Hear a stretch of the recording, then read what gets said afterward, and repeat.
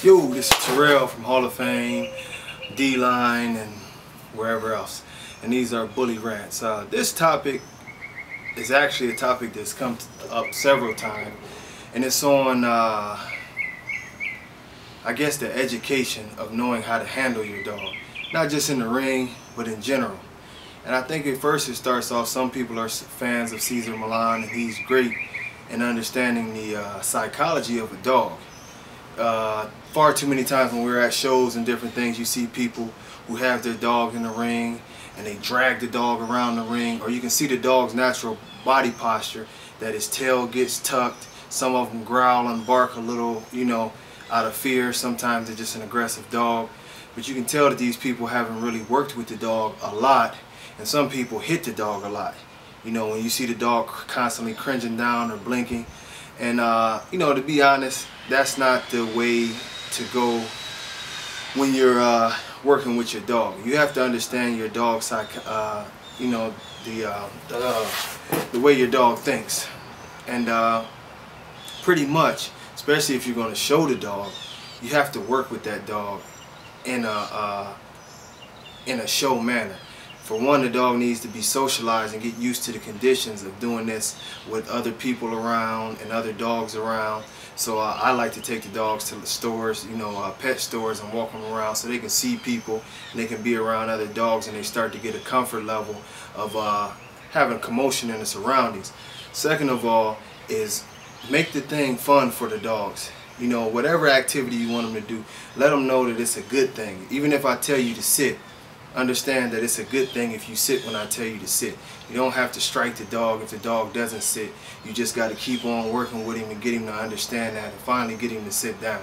You know, far too many of these people jump into this breed with these strong, powerful dogs, and they really don't understand it. You know, and there are training classes that can teach you. I know PetSmart has a training class, and many other people do training classes where the handling of the dog is crucial. Another thing is proper exercise.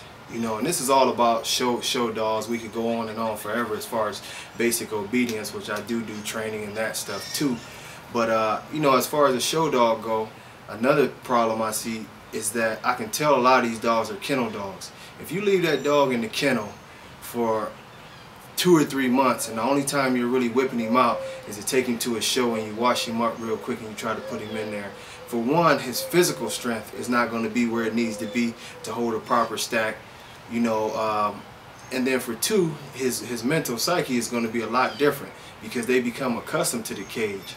A lot of times you'll notice the dogs run back to the cage because that's where their comfort level is, and when you bring them out, you asking for trouble, you know, which leads me into the next part.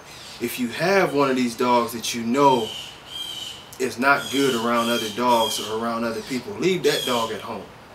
You know, because if you haven't done the proper work, you'll make breeders and handlers that have done the proper work look very, very, very bad when people new to the breed come out and they see these dogs growling, barking, snapping in the ring, and they're like, oh, it's the vicious pit bulls or a vicious pit bull cousin again.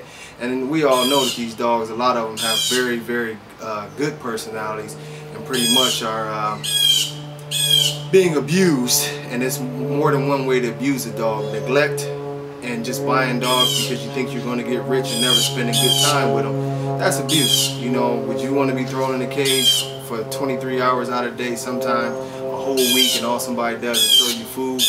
You'd be a little pissed off too. So anyway, if you have any questions on any of that, on how to handle the dog or whatever, you can always hit me up on Facebook. There's a lot of other very, very knowledgeable breeders and show handlers are always good to ask. And of course, you can always tune in to Cesar's show and he'll teach you everything you need to know. All right, thanks a lot. Peace.